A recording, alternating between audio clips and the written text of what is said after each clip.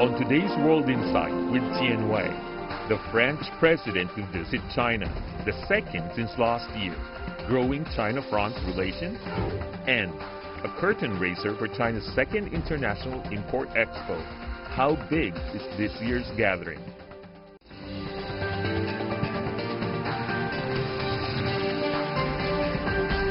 Here's our host, Tien Wei. Hello and welcome to World Insight, coming to you from Beijing on CGTN. We begin in Shanghai, where French President Emmanuel Macron is on a 3-day visit to China, during which he is expected to attend the second China International Import Expo in Shanghai tomorrow. His second visit to China since taking office, Mr. Macron seeks to take new strides for better cooperation on climate, trade, and agriculture. This year marks the 55th anniversary of the establishment of diplomatic relations between China and France. Ahead of the state visit, the leaders of both countries have pledged to maintain multilateralism while facing global challenges together. Before we get down to our discussion about the bilateral relations and what's the significance of it, take a look at this first. At the invitation of Chinese President Xi Jinping, French President Emmanuel Macron is going to pay a state visit to China from Monday to Wednesday. As part of the visit, the two presidents will talk about stepping up China-France trade relations. According to French media, the two countries may sign dozens of deals this time. And another issue that is likely to be discussed is climate change, a global concern that both sides can find common ground. The second China International Import Expo is an important stop for President Macron's visit. He will attend the opening ceremony in Shanghai. France is one of the guest of honor countries at this year's CIIE. About 80 French companies have signed up for the exhibition, with a total area of more than 12,000 square meters, including some big names such as Air Liquide, Saint-Gobain, Société Générale, LVMH, Kering, and L'Oréal. More than 50 innovation-themed activities will be held in the French pavilion. The CIIE is a significant platform, not only to improve bilateral trade ties, but also promote multilateral cooperation with China, France, and other countries.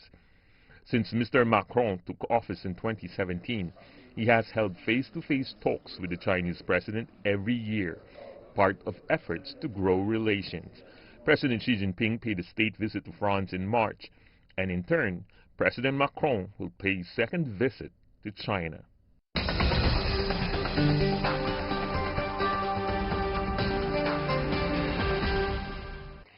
Expectations on the French president's visit to China. Let's turn to our panelists. In Paris, we have Professor Joab Toker of the American Graduate School in Paris. In New York, we invited Joe Ruette, who is the chairman of the Bridge Tank. And in our Beijing studio, Liu Mingli, Deputy Director of the Institute of European Studies from the China Institute of Contemporary International Relations. Gentlemen, welcome to the program.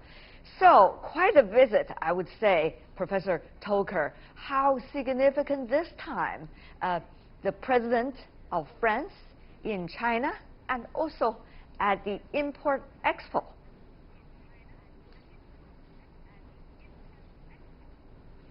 Well, you know, the diplomatic jargon, the diplomatic language likes to describe those visits before they arrive almost always as very important and particularly important, etc., which is, of course, the case on the French side and I believe on the Chinese side as well.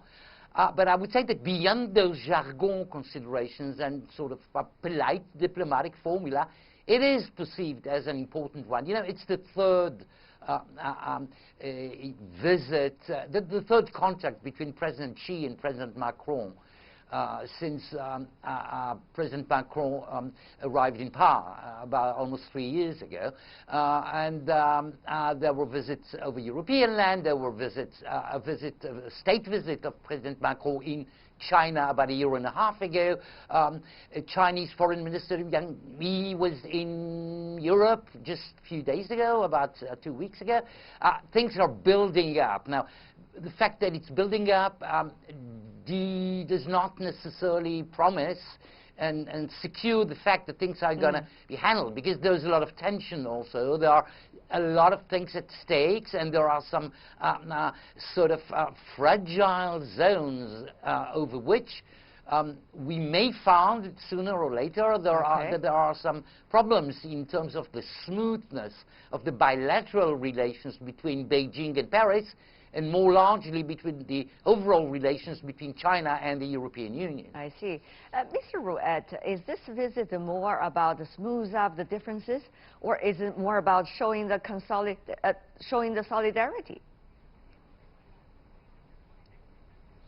I'll be very clear.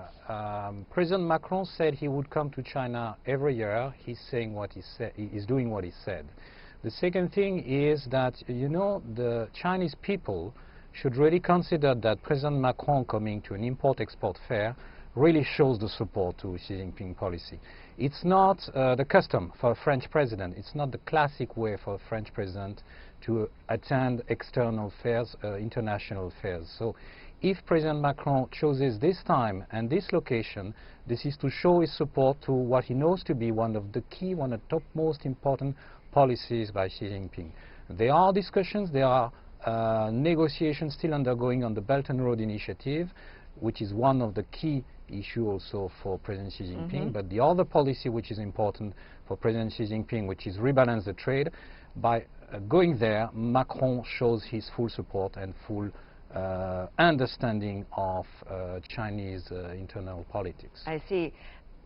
Mr. Liu, multilateralism seems to be the catchphrase both countries would love to embrace. Now, is this an occasion for the two to once again emphasize on that point? With that point in mind, what could the two countries, two presidents, be able to do together? Yes, both China and France are committed to multilateralism. Multilateralism sounds beautiful, but what it really means. I think the for CIIE, this is the second one, is a good example of how multilateralism works. CIIE is a very important platform for China and international partners work together for China to import more and for the foreigners to sell more in Chinese market. It's a platform for both China and the international partners. And France President, this visit shows that it attach great importance to this new mechanism, which shows that both countries are attach very importance to the multilateralism. Talking about multilateralism and the multilateral platforms, Professor Toker, I'm sure you know that APEC was cancelled as a result of chaos going on inside Chile, which means the international community lacks one more opportunity of interacting with one another, particularly the leaders of some of the most important economies in the world. Could the gather together of the two presidents coming from China and France, two different continents, two important economies, and also two coming from the permanent members of the Security Council, be able to provide at least some fresh breath, in a way, out of the very pressured situation the world is feeling right now? Well, I read your question as a wish, and I associate myself with this wish. You're absolutely right. It's not my wish, but rather I would rather just put a question to for you. world leaders. Go ahead, sir. Okay, you know, sometimes reading questions as a wish for ones is a way of answering a question. You're right. The phase in which overall high-level international contact is not a good phase this few recent years. It expresses itself, among other things, due to the fact that indeed the occasions for about a dozen most important world leaders to see each other in person are reduced. And the example you mentioned regarding Chile is one illustration. I think that since both President Xi and President Macron are authentically and for a long period of time beyond this shaky, fragile phase in overall international relations, have always been very fighting in the international scene for multilateralism. It's not something that had been invented in order to counter what is happening in international affairs since the arrival of President Trump, since the what the West considers to be Russia's aggressive gestures, for example, since things have become even more complicated in the Middle East, and I can go on the list of crisis zone areas in the world. But this was an authentic ambition, I believe, of President Xi right from the very beginning. And the same goes for President Macron. So chances are that actually things would go this way. Would that be enough to counterpart all the other so-called more negative energy which is poured into the top of the pyramid of international affairs over the last 3, 4, 5 years? I'm not sure. I'm not sure. Well, what can be done? That is probably the most important thing, that both believe in multilateralism when they're gathering together, where there is some energy being sent out from them to the rest of the world, and can they do something together about multilateralism? Probably actions is even better than words. I think bilateral comes first, then multilateral will come later. I think the cooperation between the two sides will send a signal example to others. You know, France, I think, is the most important Western country to attend the CIIE this time. If there are a lot of achievements for France, also as well for China, I think there will be example for other Western countries to rethink about this mechanism. I think there will be a spreading effect for Macron's visit.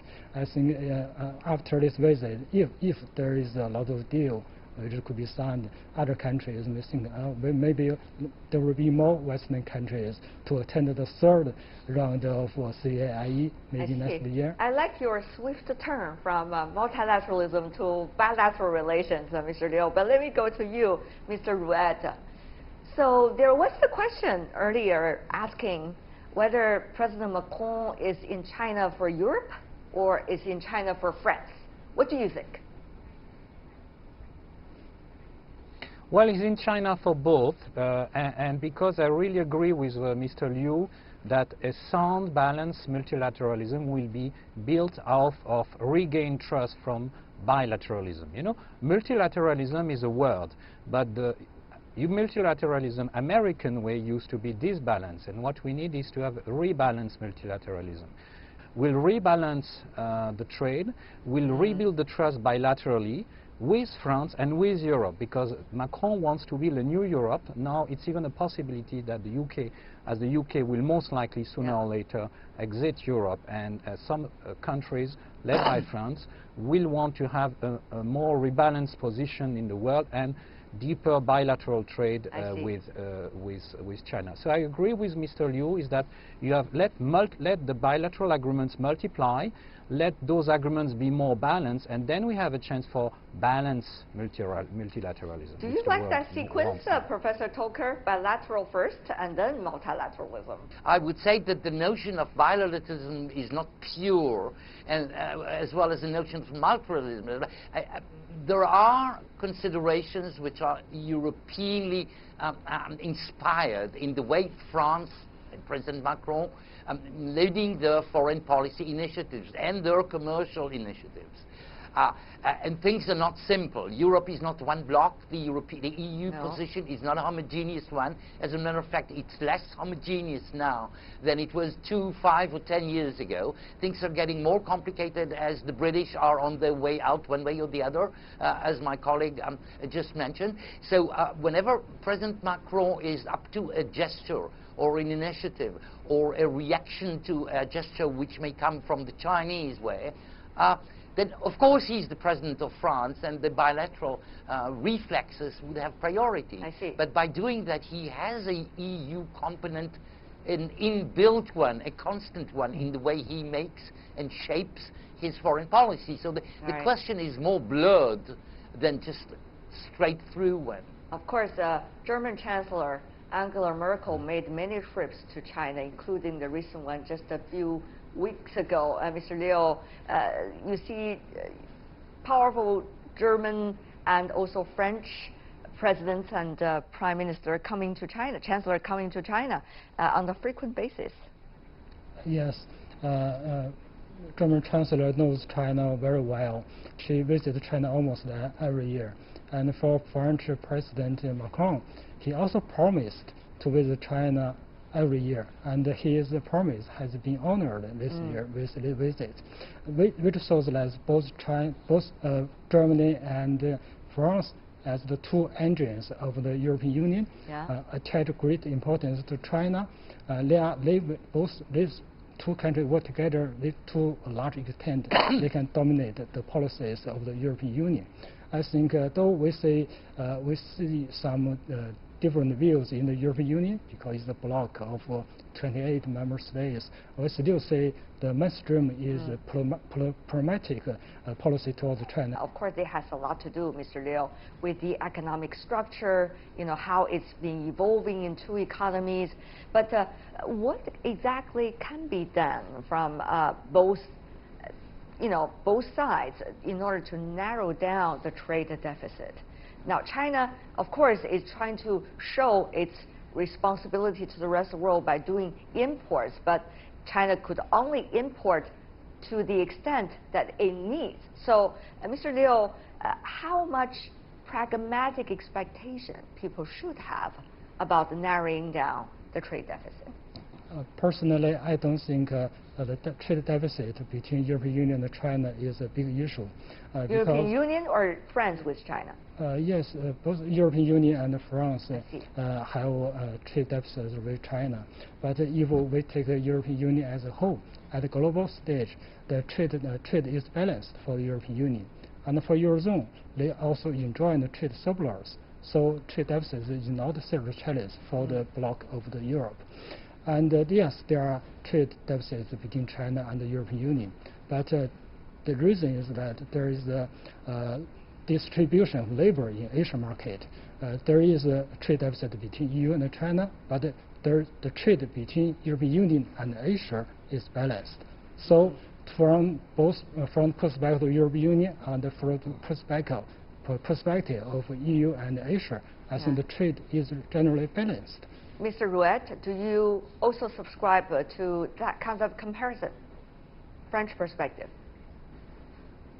Well, yeah, two things, the French in particular, but the Germans as well, understand that, the EU was built on what we call competitive markets. Now, this notion of competitive markets, which especially prevents from large industrial alliances, on the long run has impeached us to have some competitive advantage in some industries. As we are redeveloping new industries, new technologies, I think the technological link will go along with trade link. The more companies know each other, the more they will trade together. Trade is intra-value chain. So what is interesting with the Shanghai event is that technology is not absent. It's industries which meet at Shanghai. Unlike in Guangzhou, it's buyers and sellers. The Shanghai DNA is different from the Guangzou DNA. That's and this true. is what President Macron has understood as well, that given the structure of the French industry and the German industry, Shanghai is a bigger event for us. If you look at what can be done between the two economies, that of China and that of France, and also some of the positive cause they could create for the rest of the world. For example, about climate change, the issues of climate summit later in the year, if there were any. Mr. Rouet, very briefly, can be done much between China and France this time? Very briefly, in 2015, China helped Paris to make the Paris summit a success. Yeah. So I think next year, France and Paris should do everything they can to help China make the biodiversity summit a success. I see. Professor Toker? You've helped us, we should help you.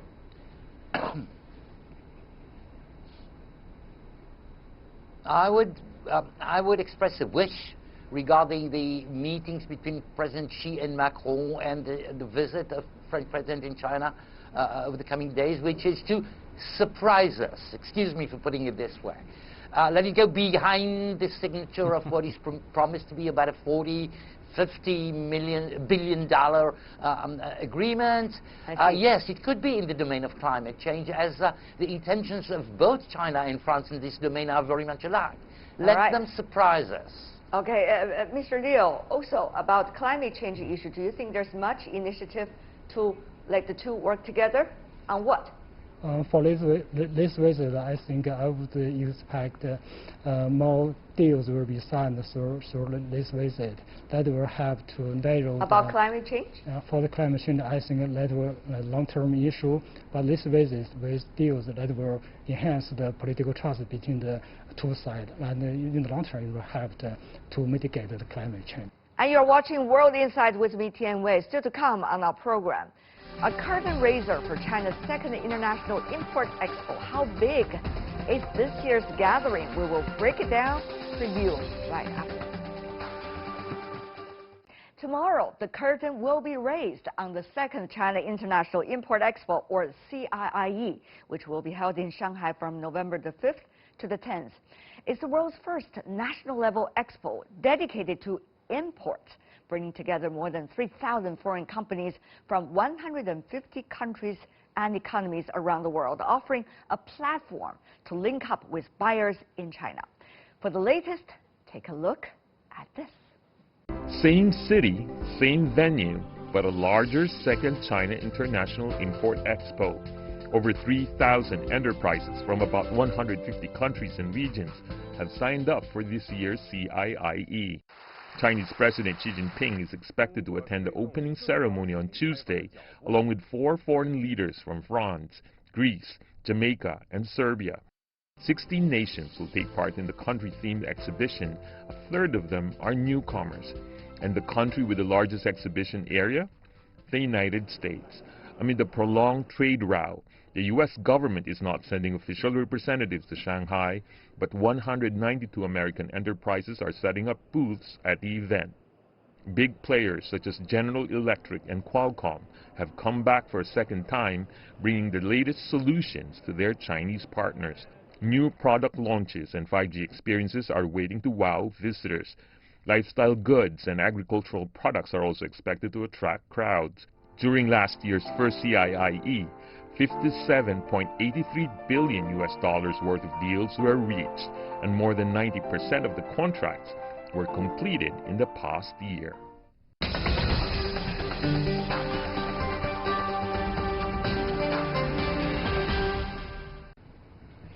In Sydney, we are joined by Warwick Leslie Smith, Chairman of the National Foundation of Australia-China Relations. In Vienna, we have originally from Italy, Miguel Garacci, former Undersecretary of the Italian Ministry of Economic Development.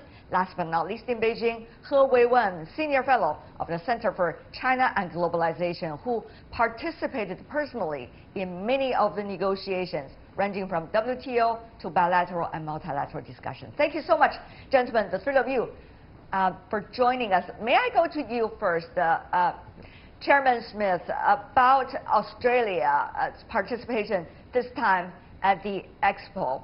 As an ally of the United States and certainly an important player in the Asia-Pacific region, how do you see, an occasion like this?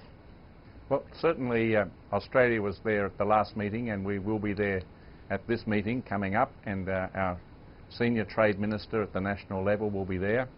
And we take the view that Australia is a trading nation, always has been. Its largest trading partner is China.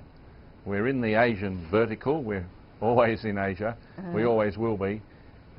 China is important for us, and we believe that the meeting of so many countries in China that trade with China is a good thing, and we wish to be there. And we were at the Expo and we were at the last meeting, and so we've committed, and we continue to have good and trading relations. We have a free trade agreement, an open trade agreement with China, and that's proved to be very good in recent years. And we're building our expertise. We merchandise trade with iron ore and coal, but increasingly services, education and tourism and agriculture, and a broader range of services. So ours is a deep and mutually beneficial relationship between Australia and China, and we believe this meeting is important. And we will be there. That is mainly the case, right? But what about for you, Mr. Garacci, from the Italian perspective, a country of honor this time, but how do you see the second Import Expo? You were there at the first as well. So what about this time? Will there be a level up in a way? The reason is, although we have a very strong relationship next year, by the way, we celebrate the 50th anniversary of the diplomatic relationship, export flows between Italy and China are not as good as they should be. And so I put a lot of hopes in the event to make sure that companies get to know each other's product so that buyers and sellers can come together. Okay, Mr. He, many wonder, is it a PR effort coming from China, public relation effort, Mr. He, in Beijing? Or is it something else? It is much more about China trying to make an effort to be a responsible player in the region and beyond, and also try to support the multilateral frameworks for trade interactions. Yes, definitely. But first of all, we should recognize there's a fair, import fair. We'll do business. Of course, we recorded almost $58 billion import volume. But this year, the second fair will certainly have a higher volume. That's business, first one. But the meaning is certainly, the significance far exceeds that.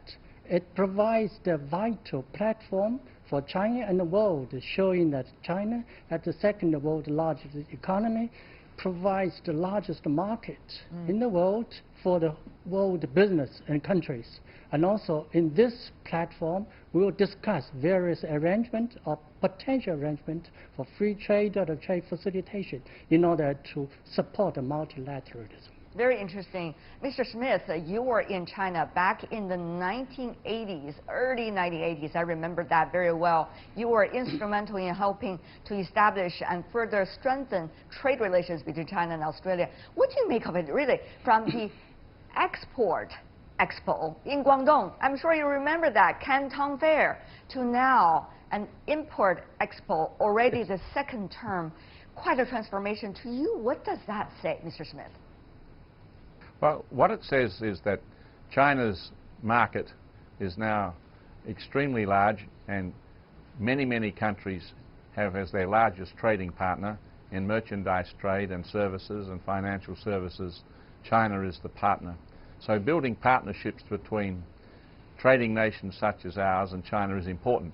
But when we went through the process of the World Trade Organization and China's accession into the WTO, the testing point was whether China was a market economy. Australia determined that it was, because we're a trading nation, and the WTO requires a range of rules. There have been continued disputes.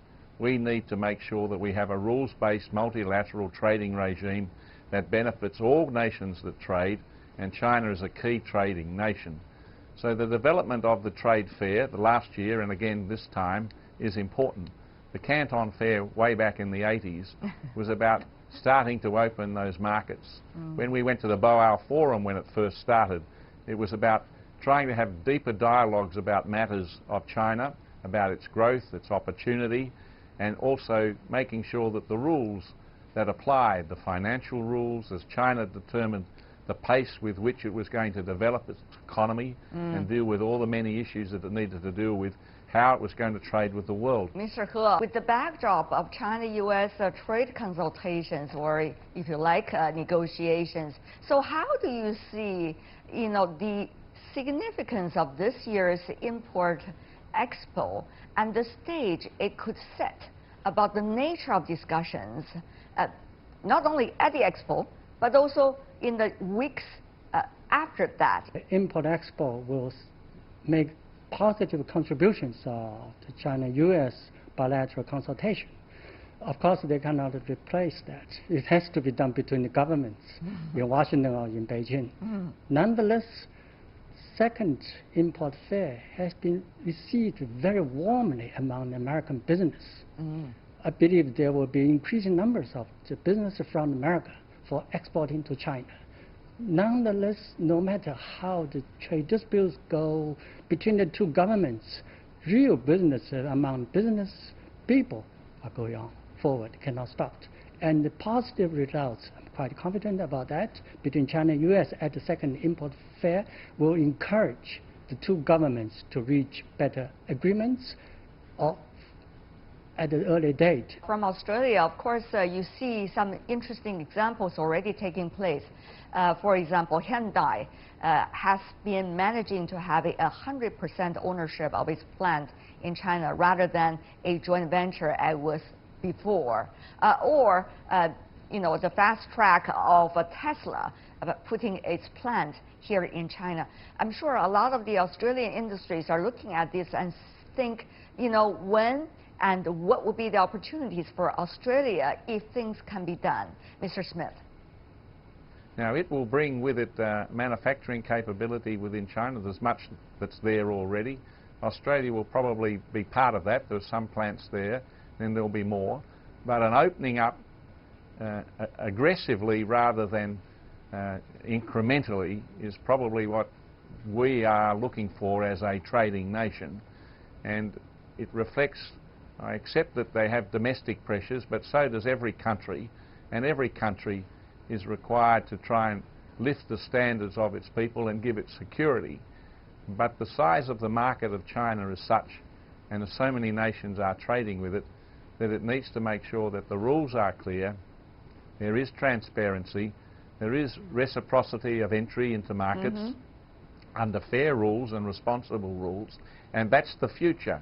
We know that China is committed, as it was in the WTO and has continued to be so, to open trade. And when there is a dispute, as there is with the United States, which has many elements to it, there are many elements to it, trading nations are saying, please, can you sort this out mutually to each other's satisfaction, so that the world trading system, the multilateral world trading system that has generated the opportunity for world growth on a sustainable basis can be maintained.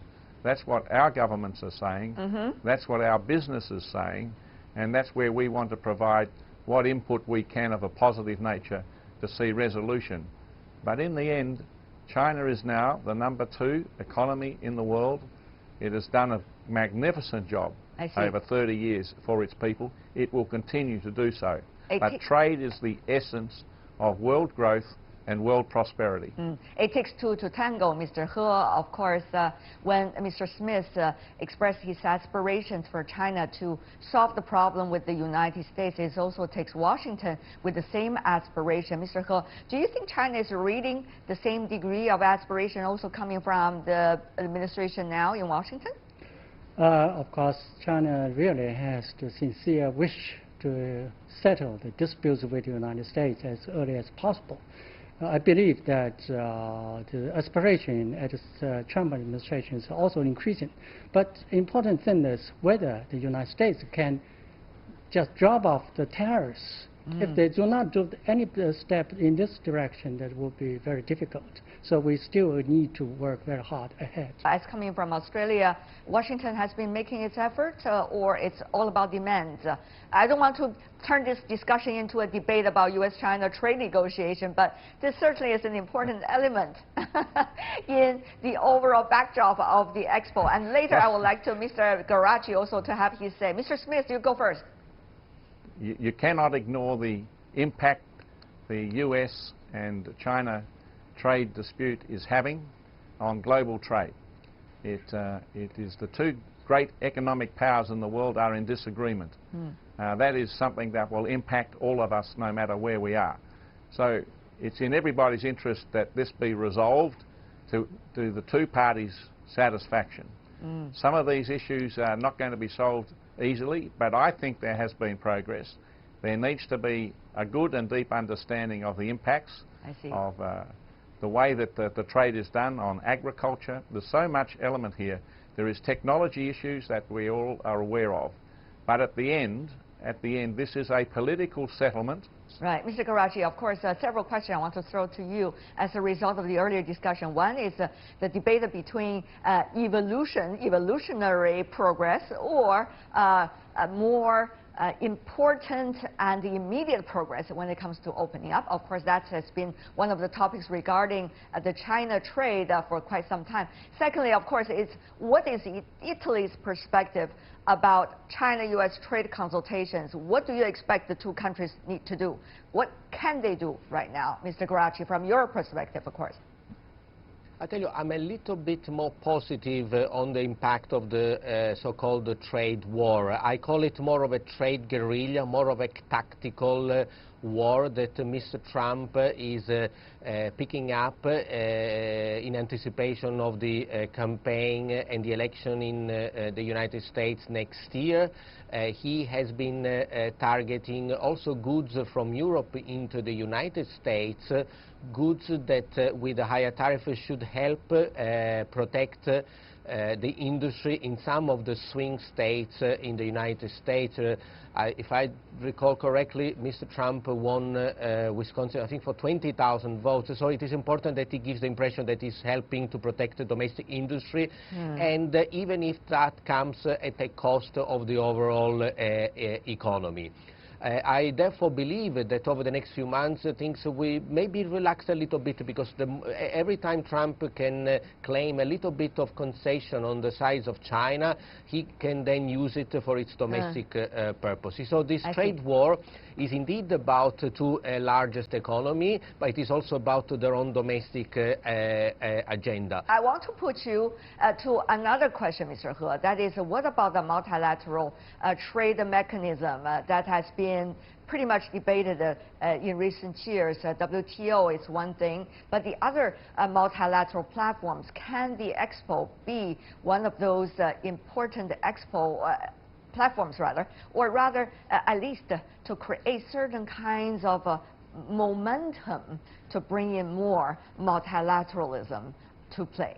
Mr. He. I think the multilateral trade system centered on WTO and the rule system is still okay, but it's under serious threat and attack by the United States only, major trading nation, not by European Union, not by China, not by other leading trading nations, only by Trump administration. That's a major threat, and which has caused a very serious situation. Just like Robert Azevedo, the Director General of WTO, recently said, now the world trade mechanism is coming back to the 1930s. It's very serious because of the disintegration caused by the tariff wars here and there. So this is really which caused the world trade downside pressure and the world economy downside pressure. It's very serious. So the important thing is to uphold multilateralism, uphold trade WTO and its rule-based trade system. It's very important. But during this process, China never asked other nations to take side. We never ask them to take side with China, no. We should only ask every nation, trading nation, should support the multilateral trading system. And with the U.S., we should also fight at the same time. We should talk, try to cooperate with them, and let's find out good solutions so as to have win-win solutions for both countries. All right. And before we go, I do want to invite very briefly from the other two experts from Australia and Italy to say a few words also about that multilateral trade mechanism. How much do you think that can be done within this year, this Expo effort included? Mr. Smith, very briefly from you, 30 seconds. The centrepiece of post-war growth in the world has come from an adherence to a rules-based developed multilateralism. The alternative of a decoupling between the two great trading powers of the world would be a very, very backward step for world growth. They recognise it, they need to solve it, and we need to do everything we can. The trade fair is a step in the right direction globally, and that's why we welcome it. That's why we are there. A trading nation like us, since we started as a nation, will always support open trade and fair trade.